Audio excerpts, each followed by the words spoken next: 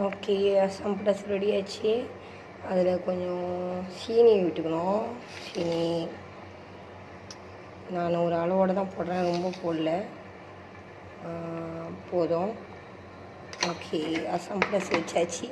இதில் நான் என்ன அதில் இன்னும் கொஞ்சம் சேர்த்துருக்கேன்னா லெமன் இருக்குல்ல, எலுமிச்சப்பழம் சாறு, அது கொஞ்சம், சீனி, அப்புறம் ஊசி மிளகா வேறு போட்டேன் பத்தாமல்.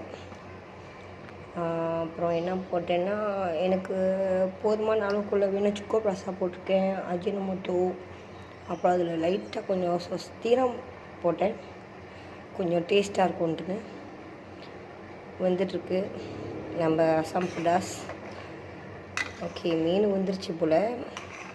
இப்போ நம்ம வந்து கிளறி விட்டு அதை டேஸ்ட் பண்ணி பார்ப்போம் எப்படி இருக்குன்னு. இதுதான் ஃபர்ஸ்ட் டைம் நான் அசாம் புடாஸ் செஞ்சுருக்கேன். பார்ப்போம் எப்படி இருக்குன்னு. நம்ம தமிழர்களின் அசாம் புடாஸ்.